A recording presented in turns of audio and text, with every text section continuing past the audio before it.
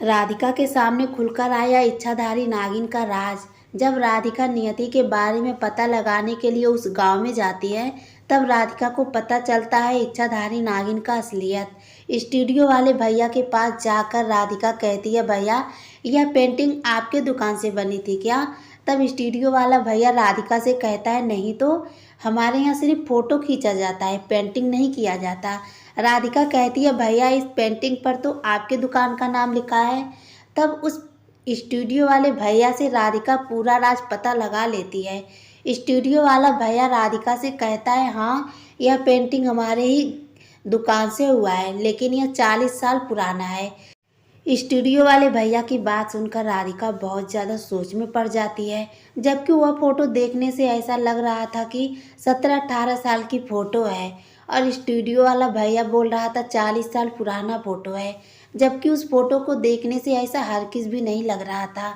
राधिका को कुछ समझ नहीं आ रहा था। राधिका स्टूडियो वाले भैया का धन्यवाद करते हुए उस दुकान से निकल चुकी थी, क्योंकि राधिका को जिस बात को पता लगाना था उस बात को राधिका को पता चल चुका था। राधिका अपने मन में सोचती है, जब यह पेंटिंग 40 साल पुरानी है तो यह 18-19 साल की पेंटिंग क्यों लग रही है।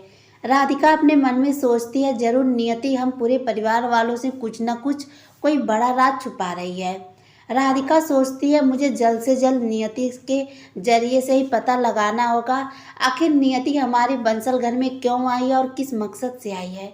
क्योंकि नियति के बारे में थोड़ा थोड़ा सुजाता अपनी बहू राधिका को हकीकत बता चुकी है, इसलिए राधिका उस हकीकत तक पहुंचना चाहती है, उस राज को पर्दाफाश करना चाहती है जो नियति अपनी तरफ से छुपा कर रखी है और बंसल परिवार वालों को पता नहीं चलने दे रही है।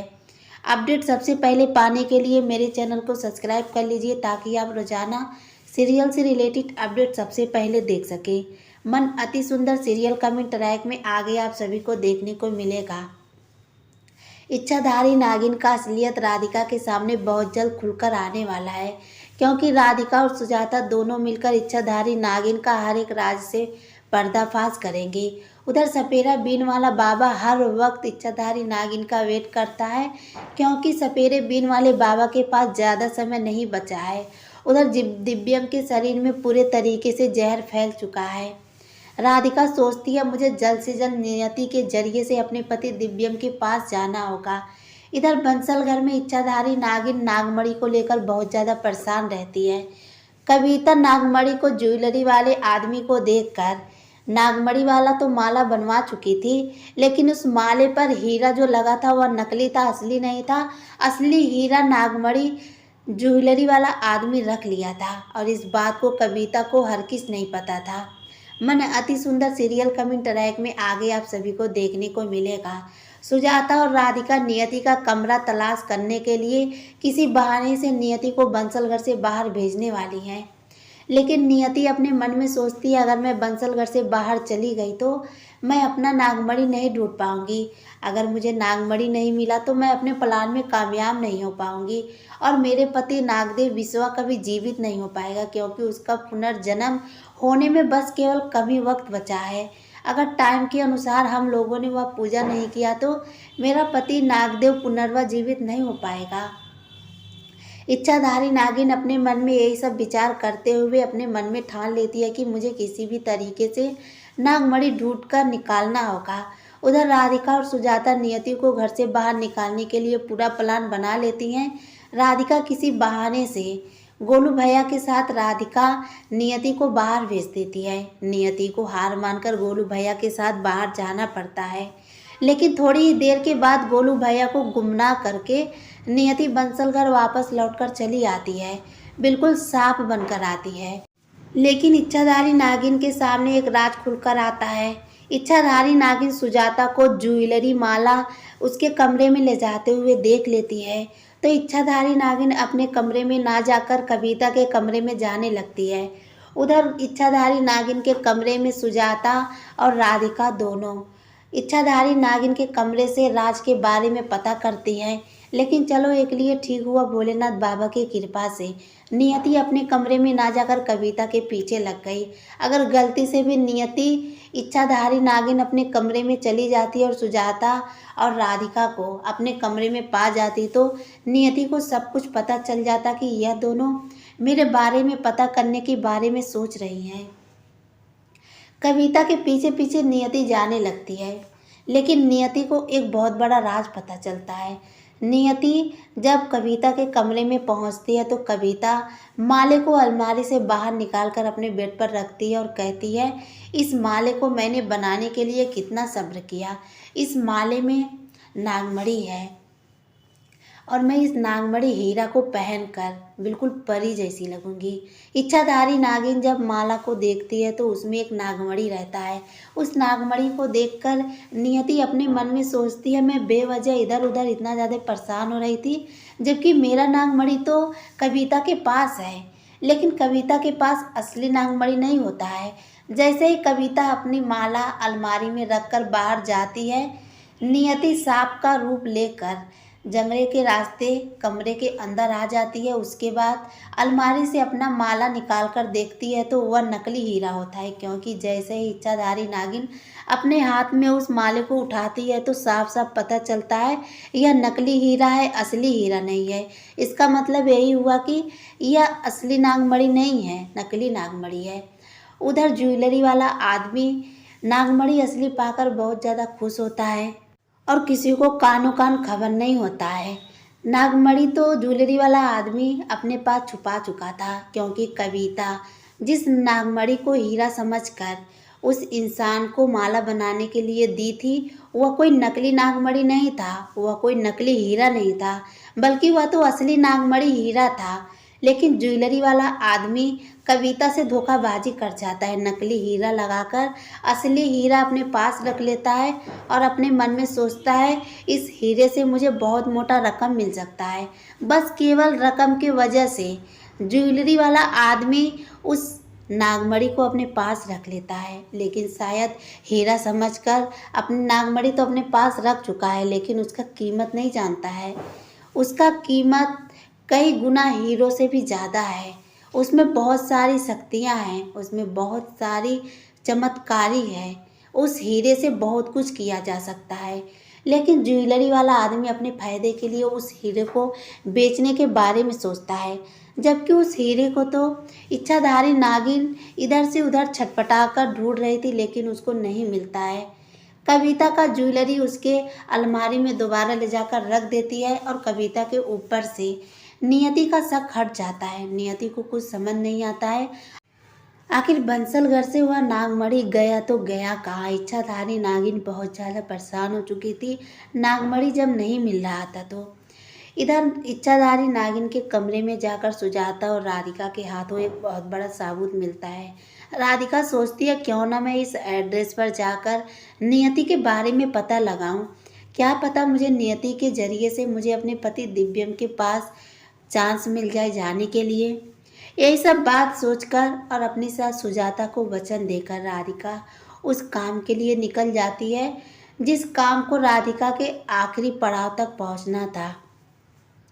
सुजाता आशीर्वाद देते हुए अपनी बहू राधिका से कहती है, राधिका मुझे सिर्फ और सिर्फ तुमसे ही उम्मीद है मेरे बेटे दिव्यम को बंसल घर में वापस लाने का। राधिका अपनी सास सुजाता से नमस्ते करते हुए बंसल घर से बाहर निकल जाती है और उस गांव में पहुंच जाती है जहां से नियति का ताल्लुक जुड़ा था। नियति एक पेंटिंग को लेती है और एक स्टूडियो वाले भैया के पास जाती है और कहती है, भैया यह पेंटिंग आपकी दुकान से बना था। दुकानदार वाला भैया राधिका से कहता है, यह पेंटिंग 40-45 साल पुरानी है, इसलिए हम इसके बारे में कोई भी जानकारी आपको नहीं दे पाएंगे। राधिका कहती है, भैया प्लीज़ मुझे बता दीजिए, इस पेंटिंग की जानकारी मुझे बहुत ज़रूरी है, क्योंकि किसी इंसान के मौत और ज़िंदगी का सवाल है। पेंटिंग वाला भैया राधिका का मदद करते हुए सारा हकीकत बता देता है।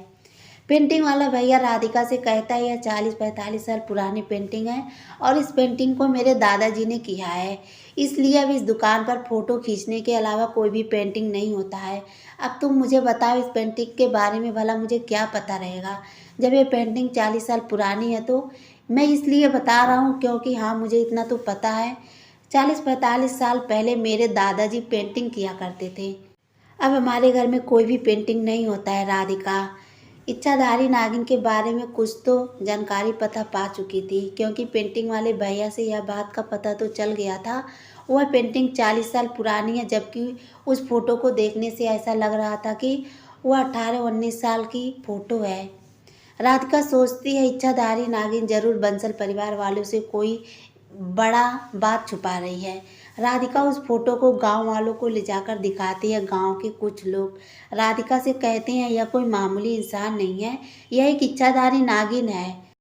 राधिका उस आदमी की बात सुनकर बहुत ज़्यादा घबरा जाती है, क्योंकि जिसको उस आदमी ने नागिन बोला था वह कोई और नहीं बल्कि नियति थी और बंसल घर में नौकरानी बन के काम कर रही थी। राधिका उस आदमी से कहती है, भैया प्लीज़ इस फोटो को आप गौर से देखिए, क्या आप सच बोल रहे हैं? यह एक इच्छाधारी नागिन है। वह आदमी राधिका से पूरा कन्फर्म बता देता है कि हाँ, एक इच्छाधारी नागिन है। इसका पति नागदेव के कुछ दिन पहले ही कार एक्सीडेंट में मौत हो गया था। राधिका को साफ साफ पता चल जाता है इच्छाधारी नागिन बंसल घर में सिर्फ और सिर्फ दिव्यम को जान से मारने के लिए पहुंची है। राधिका दौड़ती भागती हुई बंसल घर जाती है और नियति के बारे में अपनी सास सुजाता से पूछने लगती है, क्योंकि उस वक्त नियति उस जगह पर नहीं रहती है। भोलेनाथ बाबा की कृपा से राधिका को सारा हकीकत पता चल चुका था। इच्छाधारी नागिन के बारे में हर एक राज भी पता चल चुका था। राधिका सिर्फ और सिर्फ अपने पति दिव्यम को बचाने के लिए उस इच्छाधारी नागिन को ढूंढ रही थी। सुजाता कहती है, राधिका बताओ आखिर क्या बात है, तुम इतनी ज़्यादा घबराई हो क्यों लग रही हो? राधिका अपनी सास सुजाता से सारा असलियत बता देती है। राधिका अपनी सास सुजाता से कहती है, मम्मी जी बंसल घर में जो नौकरानी रह रही है नियति बनकर, वह कोई नौकरानी या नियति नहीं है बल्कि एक इच्छाधारी नागिन है। भेष बदलकर हमारे बंसल घर में आई है दिव्यम को जान से मारने के लिए। राधिका के मुंह से यह बात सुनकर सुजाता के पैरों के नीचे से जमीन खिसक जाता है। सुजाता को कुछ समझ नहीं आता है। सुजाता लड़खड़ाती हुई जमीन पर गिरने वाली होती है, लेकिन राधिका अपनी सास सुजाता को संभाल लेती है और कहती है, मम्मी जी हमें बहुत सावधानी से अपने पति दिव्यम का पता लगाना होगा। नियति के जरिए ही हम अपने पति दिव्यम के पास पहुंच सकते हैं, लेकिन नियति को यह बात पता नहीं चलना चाहिए, क्योंकि नियति अपने पति नागदेव का बदला लेने के लिए बंसल घर में आई है और हमारे पति दिव्यम को अपने साथ ले जा चुकी है, क्योंकि आपने खुद हमारे पति दिव्यम को उस इच्छाधारी नागिन के साथ पता नहीं कहाँ भेजती थी। सुजाता फूट फूट कर रोने लगती है और राधिका से कहती है, राधिका तुम कुछ भी करो लेकिन मेरे बेटे दिव्यम को बचा लो, मेरे बेटे दिव्यम को बंसल घर में वापस लेकर आओ।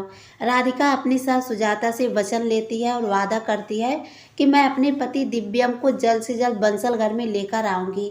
नियति जैसे ही बंसल घर में आती है, राधिका नियति के पास जाती है। मन अति सुंदर सीरियल कमेंट ट्रैक में आगे आप सभी को देखने को मिलेगा। राधिका नियति के जरिए उस खंडल मंदिर में पहुंचने वाली है, जहां पर दिव्यम जमीन पर बेहोश पड़ा है और उसके शरीर में जहर फैल चुका है। राधिका बहुत जल्द अपने पति दिव्यम को बचा लेगी भोलेनाथ बाबा की कृपा से, और सपेरे बीन वाले बाबा इच्छाधारी नागिन का कोई भी